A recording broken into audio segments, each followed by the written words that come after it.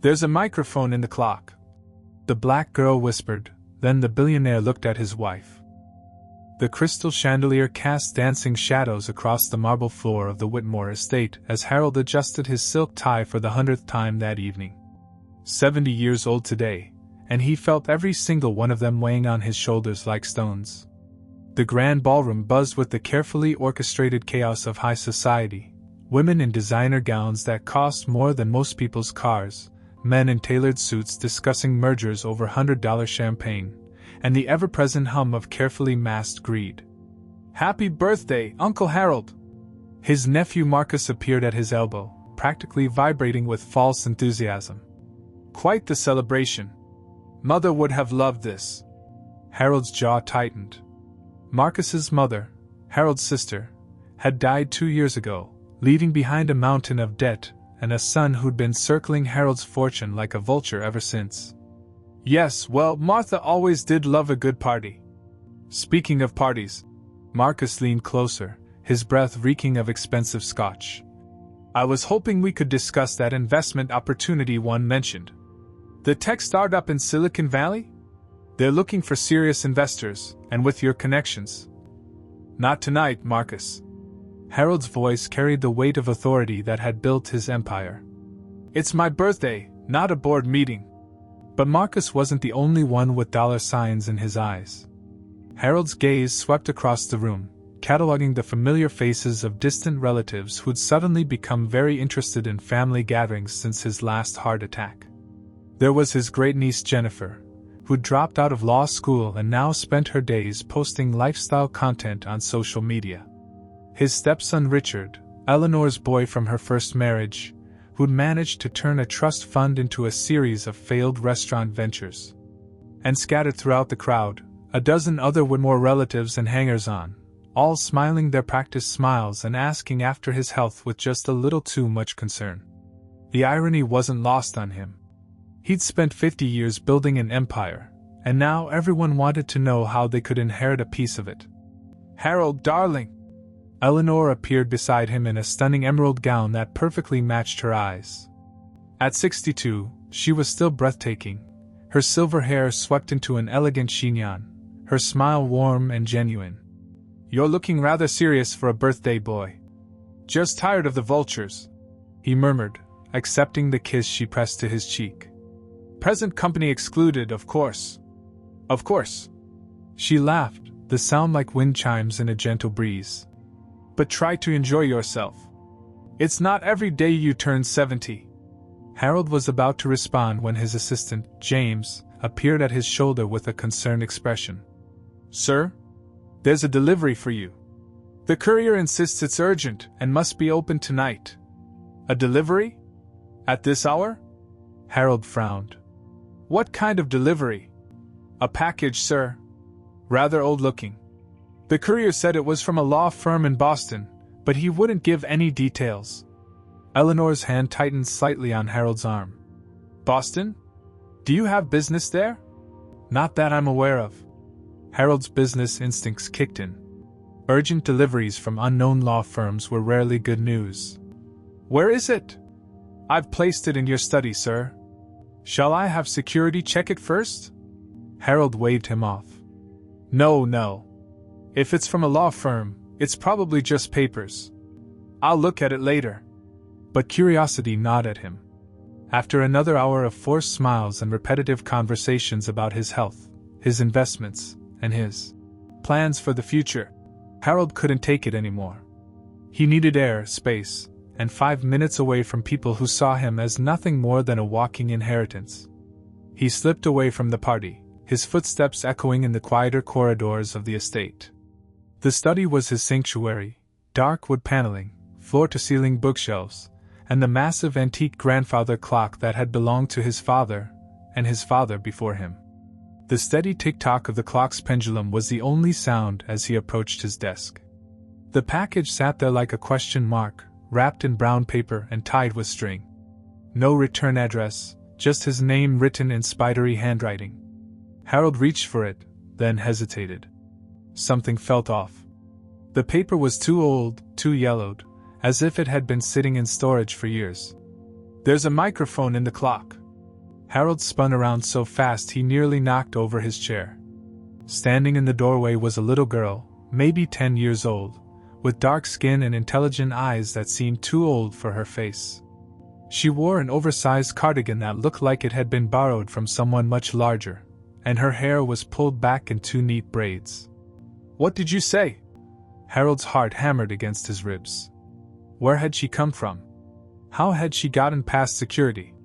The girl stepped into the study, moving with the careful quiet of someone who learned to make herself invisible. "There's a microphone in the clock," she repeated, her voice barely above a whisper. "Someone's been listening to you." Harold stared at her. "That's impossible. This is my private study." "No one." He stopped. The fear in her eyes was real, raw, and absolutely terrifying. This wasn't a prank. This wasn't some elaborate joke. "Who are you?" he asked, crouching down to her level. "How did you get in here?" "I walked in," she said simply. "Through the front door. Everyone was too busy with the party to notice. But security, they don't see kids like me." There was no bitterness in her voice, just stated fact. "I'm good at being invisible." Harold's mind raced. A child had walked into his heavily secured estate during a party with over 200 guests, and no one had noticed. It should have been impossible. But here she was, standing in his study, telling him someone had been listening to his private conversations. "What's your name?" he asked gently. "Callie." "Callie what?" She shrugged. "Just Callie." Harold looked at the grandfather clock, its ornate face gleaming in the lamplight. It had been in his family for generations, a masterpiece of craftsmanship that had survived battle, moves, and decades of family gatherings. The idea that someone had planted a listening device in it was absurd. But something about the girl's absolute certainty made him take a closer look. "Show me," he said. Callie approached the clock with the confidence of someone who knew exactly what she was looking for. She pointed to a small gap near the base, where the wooden casing met the floor. "There. Behind the pendulum." Harold knelt beside her, using his phone's flashlight to peer into the shadows. At first, he saw nothing but the familiar brass workings of the clock. But then, tucked behind the pendulum's housing, he caught a glimpse of something that didn't belong, a small, dark object about the size of a coin. His blood ran cold. "How did you know?" he whispered. Callie met his eyes, and in that moment, Harold saw something that made his chest tighten with recognition. The shape of her eyes, the stubborn set of her chin, the way she tilted her head when she was thinking, it was all hauntingly familiar. "Because," she said quietly, "I've been watching. And I know who put it there." Harold's world tilted on its axis. This wasn't just about corporate espionage or family greed. This was something much more personal, much more dangerous. And this little girl, this impossibly brave little girl who'd walked into his fortress of a home to warn him, she was at the center of it all. "Who?" he asked, though part of him already dreaded the answer. Callie glanced toward the door, as if checking to make sure they were still alone. Then she looked back at him, her young face grave with the weight of terrible knowledge. "Someone you trust," she whispered. "Someone who's been lying to you for a very long time." The grandfather clock chimed midnight, its deep tones echoing through the study like a death knell. Harold's 70th birthday was over, but he had a sinking feeling that the real celebration, or nightmare, was just beginning. Harold barely slept that night. Every creak of the old house made him jump, every shadow seemed to hide a threat. When dawn finally broke through his bedroom windows, he'd been awake for hours, staring at the ceiling and replaying Callie's words over and over in his mind. "Someone you trust. Someone who's been lying to you for a very long time." By 6 a.m., he couldn't stand it anymore. Eleanor was still sleeping peacefully beside him, her breathing deep and even. Harold slipped out of bed, grabbed his robe, and made his way back to the study. The party debris had been cleared away by the night staff, but the grandfather clock stood exactly where it always had, its steady tick-tock now sounding ominous rather than comforting. Harold pulled out his phone and called his head of security, Marcus Webb, not to be confused with his greedy nephew. Webb was a former FBI agent who'd been with the Whitmore family for 8 years, and if anyone could make sense of this situation, it was him. "Sir? It's rather early. I need you in my study. Now. And bring your equipment." Webb arrived within minutes, his gray hair disheveled but his eyes sharp and alert. He took one look at Harold's face, and his expression grew serious. "What's happened?" "I need you to check the grandfather clock. I think someone's planted a listening device." Webb's eyebrows shot up. "Sir, that's impossible. This house has more security than Fort Knox. Every room is swept monthly and—" "Just check it." Webb pulled out a small electronic device that looked like a sophisticated radio. He ran it slowly around the clock, and Harold's heart sank as the machine began to beat frantically near the base. "Jesus Christ," Webb muttered. He knelt down and peered into the gap Callie had shown Harold the night before. Using a pair of tweezers, he carefully extracted a device no bigger than a quarter. "This is military grade. State of the art. Someone paid serious money for this." Harold's legs felt weak. "How long has it been there?" Webb examined the device more closely. "Based on the dust accumulation and the battery level, I'd say at least 6 months. Maybe longer." 6 months. Harold's mind raced through all the conversations he'd had in this study over the past half year. Business deals, family discussions, and most importantly, the meeting with his lawyer about updating his will. The meeting where he discussed leaving a substantial portion of his estate to charity instead of his grasping relatives. "Who had access?" Harold asked, though he dreaded the answer. "That's the problem, sir. The monthly security sweeps didn't pick this up because it's designed to look like part of the clock's mechanism. Whoever planted it knew exactly what they were doing and had intimate knowledge of the clock's construction." Webb's face was grim. "And they needed extended access to install it without being detected." Harold's throat felt dry. "Family members?" "Family members, household staff, your personal assistant, business partners who've been to the house." Webb trailed off. "Sir, I have to ask, how did you know to look for it?" Harold had been dreading this question. How could he explain that a 10-year-old girl had somehow infiltrated his estate during a party and warned him about surveillance? It sounded insane even to him. "Someone tipped me off," he said carefully. "A young girl. She somehow got into the party last night and told me about the microphone." Webb's expression shifted to one of professional concern. "A child?" "Sir, we need to review the security footage immediately. If a child penetrated our defenses." "Already thought of that," Harold lied. "But first, I need to know more about this device. Can you trace it?" Webb turned the tiny transmitter over in his hands. "I can try, but devices like this are typically purchased through shell companies or black market dealers.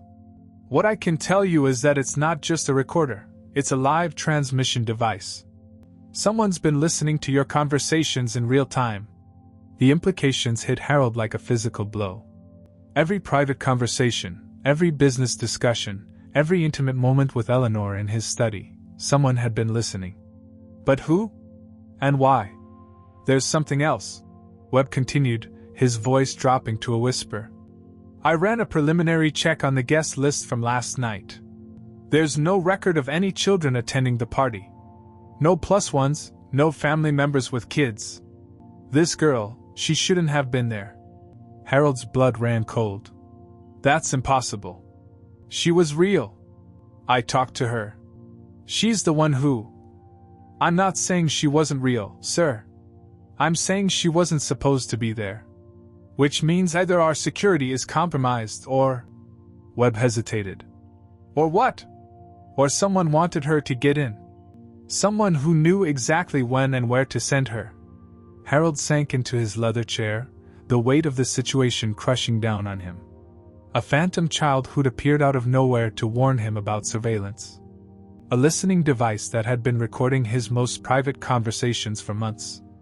And somewhere in his house, possibly in his own family, was a traitor who'd been monitoring his every move.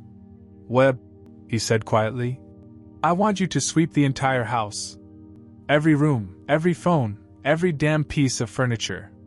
And I want you to pull the security footage from last night. I want to see how that girl got in. Yes, sir. And Webb? Not a word to anyone about this. Not Eleanor, not the staff, not anyone. If we have a spy in our midst, I want to catch them before they realize we're onto them. After Webb left, Harold sat alone in his study, staring at the grandfather clock. The steady tick-tock that had comforted him for years now sounded like a countdown timer. Someone had been watching him, listening to him, planning something. And a mysterious little girl with familiar eyes had risked everything to warn him. But who was she? And how had she known about the microphone when his own security team had missed it for months? Harold pulled out his phone and scrolled through his contacts until he found the number for his private investigator. If someone was playing games with him, it was time to change the rules. Harold spent the morning pacing his study like a caged animal, his mind churning through possibilities. Every family member was now a suspect. Every staff member who'd had access to his study could be the traitor. But the image that kept haunting him wasn't the listening device or the violation of his privacy. It was Callie's face. Those eyes. That stubborn tilt of her chin. The way she looked at him with such solemn intensity. It was like staring at a ghost, a memory that refused to come into focus. By noon, he couldn't stand the waiting anymore. He called his assistant James to his study. I need you to organize a search of the grounds, Harold said, trying to keep his voice casual. Quietly.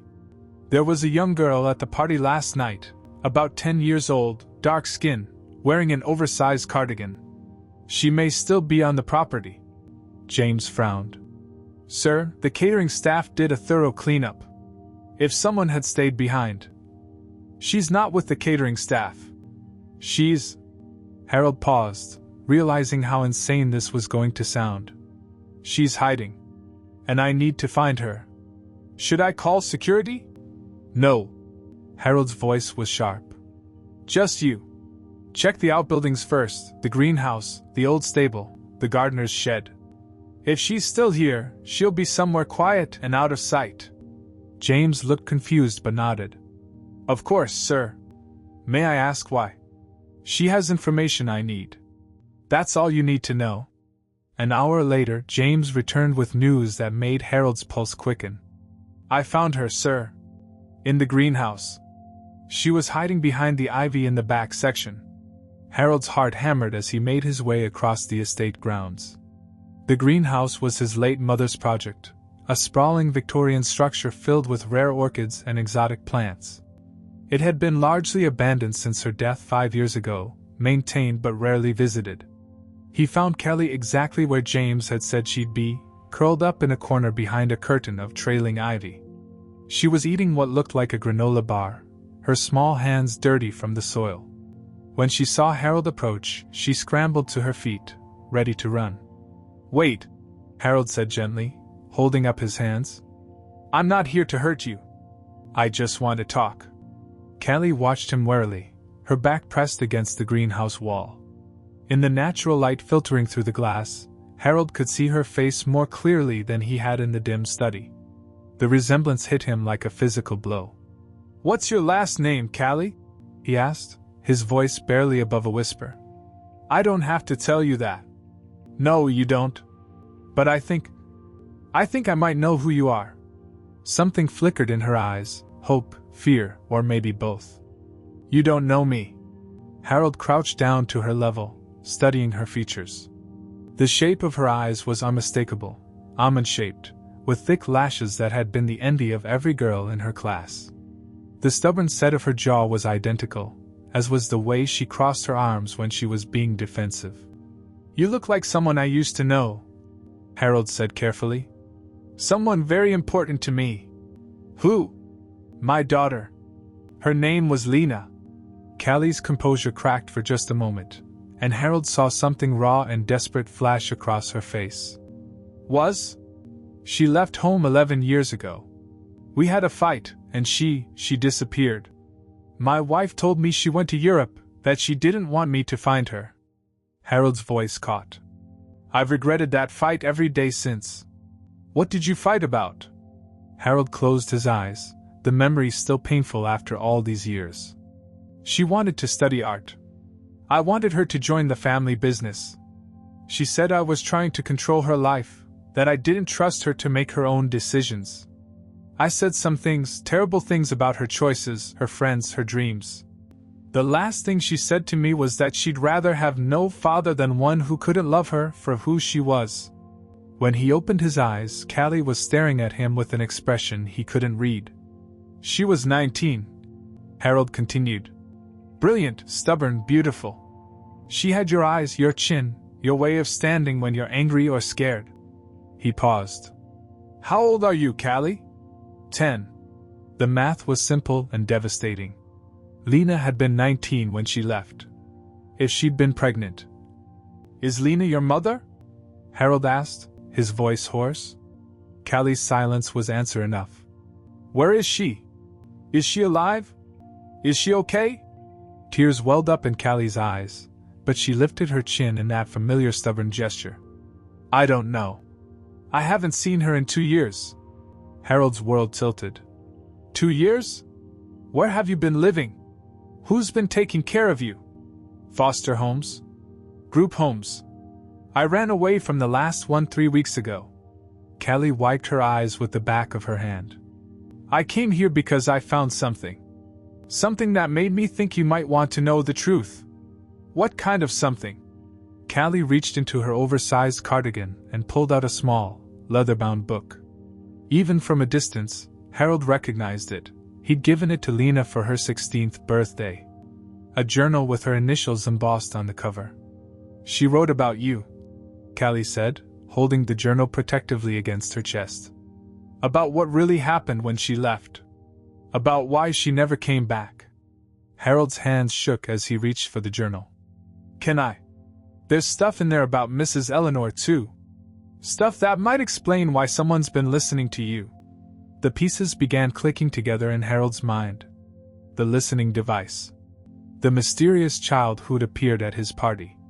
The resemblance that had been haunting him. Callie, he said gently. How did you know about the microphone in the clock? She looked at him with those familiar eyes, Lena's eyes, and said quietly. Because I've been watching the house for weeks. And I saw who put it there. Harold's blood turned to ice. Who? Callie glanced toward the main house, visible through the greenhouse windows. The woman who made my mother disappear. The woman who's been lying to you for 11 years. Eleanor? Harold's voice came out as a strangled whisper. Callie nodded grimly. She's not who you think she is, grandfather. And now she knows I'm here. Harold's hands trembled as he reached for Lena's journal, but Callie pulled it back against her chest. Not here, she whispered, glancing nervously toward the main house. She might be watching. Who might be watching? Harold asked, though his heart already knew the answer. Mrs. Eleanor. I saw her looking out the window this morning when you went to your study. She knows something's wrong. Harold felt the walls of his carefully constructed world crumbling around him. Callie, I need to ask you something, and I need you to be completely honest with me. Are you absolutely certain that Lena is your mother?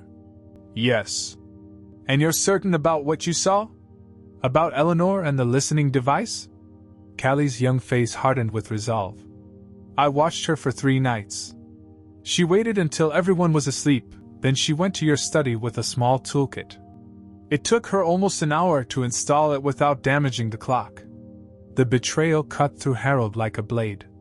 Eleanor, his wife of 15 years, the woman who'd comforted him through his darkest moments, had been spying on him. But why? I need proof, Harold said quietly. I need to be absolutely certain before I... He couldn't finish the sentence. Before he what? Confronted the woman he loved? Destroyed his marriage? Admitted that he'd been living a lie? I know a place we can go, Callie said. The old guest house. No one ever goes there anymore. Harold nodded, his mind racing. Wait here. I'll be back in an hour. He returned to the main house with purpose, his businessman's instincts kicking in. If this was true, if Callie really was his granddaughter, he needed evidence.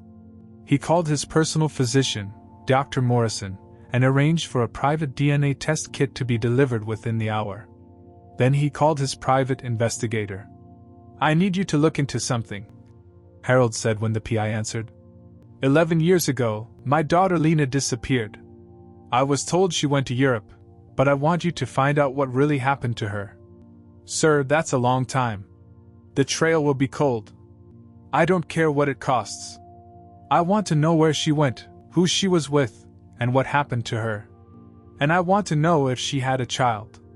After making the calls, Harold found Eleanor in the morning room, reading the newspaper over coffee. She looked up as he entered, her smile warm and genuine.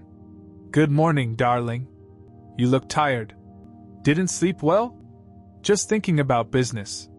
Harold studied her face, searching for any sign of deception. "Eleanor, do you ever think about Lena?" Something flickered in her eyes, so briefly he almost missed it. "Your daughter?" "Harold, we've been through this. She made her choice when she left. But do you think she's happy? Do you think she ever had a family of her own?" Eleanor set down her coffee cup with deliberate care. "I think she's moved on with her life, and perhaps you should too. It's been 11 years, Harold. Some wounds need to be allowed to heal." There was something in her tone, a finality that felt rehearsed. Harold had built his fortune on reading people, on sensing when someone was hiding something. And Eleanor was definitely hiding something. An hour later, Harold returned to the guest house with the DNA test kit. Callie was waiting in the dusty sitting room, Lena's journal clutched in her hands. "Before we do this," Harold said, gesturing to the test kit, "I need to know what's in that journal." Callie opened the leather-bound book with reverent care. "She wrote this right before she left. Here." She turned to a page marked with a faded ribbon. "Read this part." Harold's eyes scanned the familiar handwriting, Lena's distinctive script that she'd developed in high school. What he read made his blood run cold. "Eleanor came to see me today. She had papers, medical papers. She said if I didn't leave, she'd have me committed. She has a psychiatrist who will say I'm unstable, that I'm a danger to myself and others. She showed me the report. It's all lies, but it looks official. She said if I stay, if I try to claim any part of Dad's fortune, she'll destroy me. She said no one would believe a disturbed girl over a respected member of society." Harold's hands shook as he continued reading. "She knows about the baby. She knows I'm pregnant, and she said if I don't disappear, she'll make sure I never see my child. She has connections, social services, family court judges. She can make me disappear, make it look like I abandoned my own baby. I have to leave. I have to protect my child from her." The words blurred as Harold's eyes filled with tears. "She threatened you. She threatened my grandchild." "There's more," Callie said quietly. She flipped to another page. "Look at this. I found records in Eleanor's desk. She's been planning this for months. She married Dad not for love, but for his money. She's been slowly isolating him from anyone who might challenge her claim to his fortune. She got rid of his oldest friends, his business partners who questioned her, even his doctor. And now she's getting rid of me." Harold felt sick. "How long have you had this?" "I found it in a storage unit. Mom left it for me with instructions to find you if anything happened to her." Callie's voice was steady, but Harold could see the pain in her eyes. "She disappeared 2 years ago. The police said she probably ran away, but I know she didn't. She would never have left me." Harold performed the DNA test with shaking hands, swabbing both their mouths and sealing the samples in the provided containers. The results would take 48 hours, but in his heart he already knew the truth. "Callie," he said quietly, "I'm going to find your mother. And I'm going to make sure Eleanor pays for what she's done." But as they prepared to leave the guest house, Harold noticed something that made his blood freeze. Fresh footprints in the dust by the window. Someone had been watching them. Someone who now knew that Harold had discovered the truth. 2 days later, Harold sat in his study at dawn, staring at the DNA test results that had arrived by courier an hour earlier. The numbers swam before his eyes, But the conclusion was crystal clear: 99.9% probability of paternal relationship. Callie was his granddaughter. His hands shook as he set the papers down on his desk. For 11 years, he'd believed Eleanor's story about Lena fleeing to Europe, cutting all ties, wanting nothing to do with her family. For 11 years, he'd mourned the loss of his daughter while his wife, the woman he trusted with his heart, had been orchestrating the biggest deception of his life. The study door opened without a knock. Eleanor entered, elegant as always in her silk robe, carrying a cup of coffee. But something was different about her demeanor. The warmth was gone from her eyes, replaced by something cold and calculating. "You're up early," she said, settling into the chair across from his desk. "Reading anything interesting?" Harold's blood turned to ice. She knew. Somehow, she knew about the DNA test, about Callie, about everything. "Just business papers," he said carefully, sliding the test results under some other documents. Eleanor smiled, a predator's smile. "Harold, darling, we've been married for 15 years. I know when you're lying to me." She set down her coffee cup with deliberate precision. "Just like I know when 10-year-old girls are hiding in my greenhouse." The pretense crumbled. Harold met her gaze directly. "Where is she?" "Safe. For now." Eleanor's voice was silk over steel.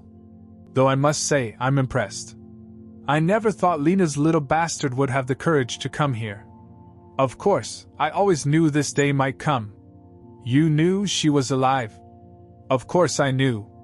I've been keeping tabs on her for years. Foster homes, group homes. The girl has quite the file with social services. Troubled child, they say. History of running away, making wild accusations against authority figures. Very sad, really." Harold's hands clenched into fists. "You destroyed the evidence." "I maintained order," Eleanor corrected. "Do you have any idea what would have happened if Lena had stayed? A pregnant teenager claiming her share of the Whitmore fortune? The scandal would have destroyed everything we built together. Everything I built. You just married into it." Eleanor's laugh was like breaking glass. "Poor Harold.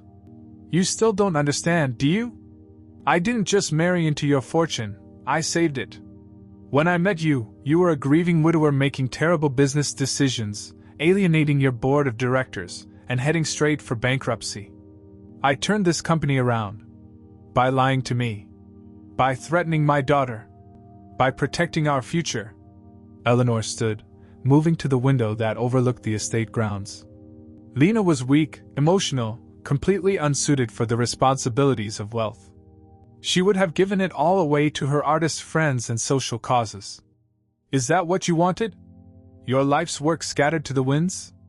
Harold's voice was deadly quiet. "I wanted my daughter. You had your daughter for 19 years. She chose to leave. Because you threatened her." Eleanor turned from the window, and Harold saw the mask finally slip completely. The woman he'd loved, the warm and caring wife, was gone. In her place stood a stranger, cold, calculating, and utterly ruthless. "I did what was necessary," she said simply. "Just like I've been doing for 15 years. Do you think your business success was just coincidence? Your perfect health record? The way your troublesome relatives and business partners suddenly became so much more reasonable?" Harold's blood ran cold. "What are you talking about? Your heart attack last year wasn't as random as you thought. A little stress medication in your coffee, some careful timing during a particularly tense board meeting, very effective for making people more grateful for stability. You tried to finish me? I tried to remind you how precious life is. How important it is to trust the people who love you." Eleanor moved closer to his desk. "And it worked beautifully. You immediately updated your will, leaving everything to me. Just as I knew you would." Harold's mind reeled. "The listening device. You've been monitoring me to make sure I didn't change my mind. Among other things. I needed to know if you were having second thoughts about the will, or if any of your grasping relatives were getting too close to the truth." She smiled. "Though I must admit, I wasn't expecting a visit from your long-lost granddaughter. Where is Callie?" Safe, as I said. Though her safety depends entirely on your cooperation. Harold stood slowly, his businessman's instincts finally overriding his emotional shock. What do you want? What I've always wanted. Security. Stability. The assurance that everything we've built together will remain intact. Eleanor moved to stand directly in front of his desk. Here's what's going to happen, Harold. You're going to explain to little Callie that while you're touched by her story, DNA tests can be faked, and you have no intention of changing your will for a stranger who's clearly been coached by someone with an agenda. And if I refuse? Eleanor's smile grew colder. Then Callie will disappear just like her mother did. Another runaway child who couldn't adjust to stable family life. Very tragic, but these things happen. Harold felt something break inside his chest, not his heart, but something deeper. The last shred of the man who'd trusted blindly, who'd believed in love conquering all. You're right about one thing, Eleanor, he said quietly. We did build something together. But you forgot one crucial detail. What's that? Harold's eyes hardened to flint. I didn't become a billionaire by letting people threaten my family. And now I know exactly who my real family is. Eleanor's confident smile faltered for the first time. Harold, get out of my study. We'll finish this conversation when I decide how. For a moment, Eleanor looked like she might argue. Then she collected herself, smoothing down her robe with practiced composure. Don't do anything foolish, Harold. You have more to lose than you realize. After she left, Harold reached for his phone. It was time to call in some favors, and time to remind Eleanor Whitmore that she'd made one critical error. She'd threatened his granddaughter. 3 weeks later, Harold stood in his garden beside a newly planted oak tree, watching Callie chase butterflies among the roses. The sight filled him with a joy he hadn't felt in 11 years, not since Lena had walked out of his life.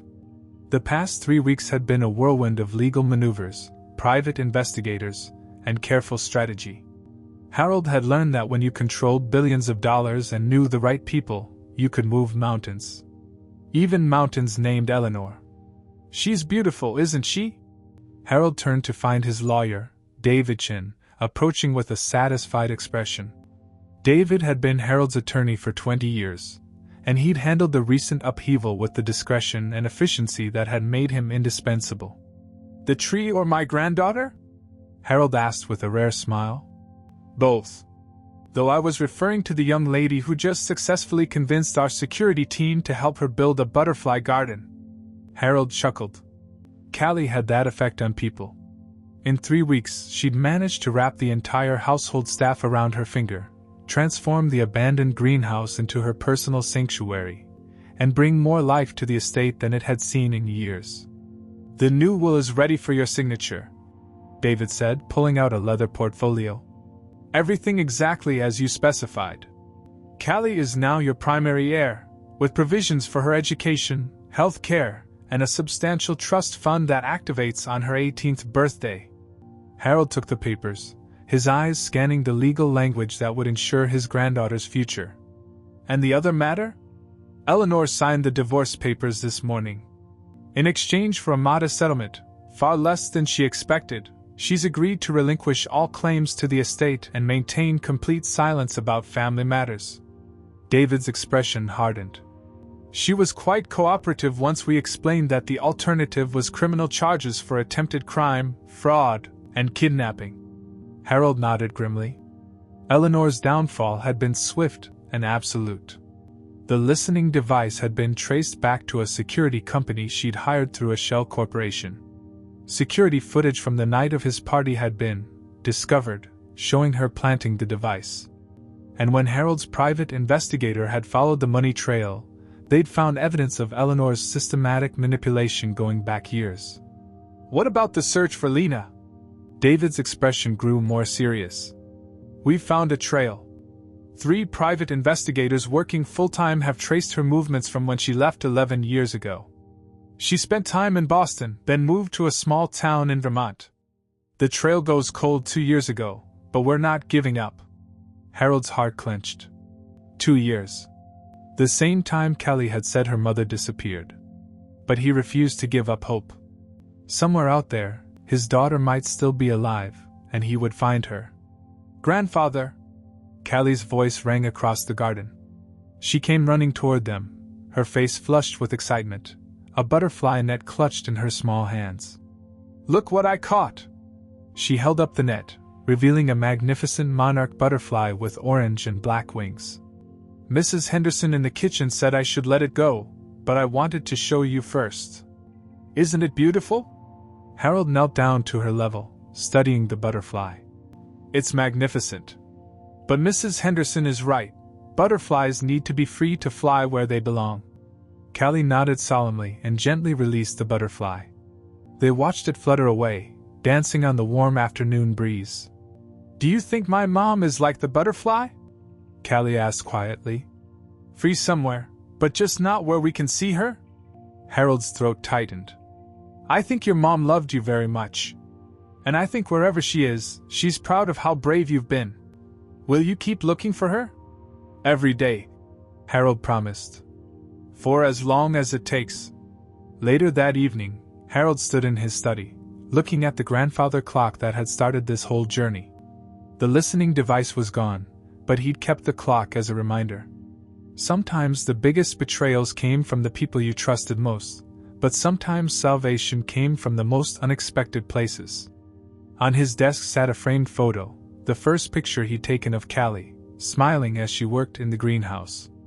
Beside it was Lena's journal, and next to that, the new will that would secure his granddaughter's future. But the most important addition to his study was the new brass plaque he'd commissioned for the family tree display in the corner. Among the names of generations of Whitmores, a new entry had been added. "Callie Whitmore, granddaughter. The one who brought the truth home."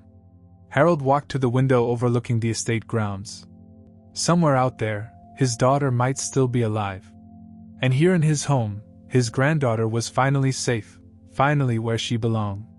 The grandfather clock chimed 9 times, its steady tick-tock no longer ominous but comforting. For the first time in 11 years, Harold Whitmore was listening to the right voices. And this time, the only person listening to his conversations was himself. As he prepared to leave the study, Harold paused at his desk and picked up his phone. Tomorrow, he would expand the search for Lena.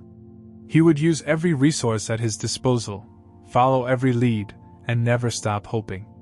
Because families that had been broken by lies deserved a chance to be healed by truth. And Harold Whitmore had learned that some inheritances were worth more than money, they were worth everything.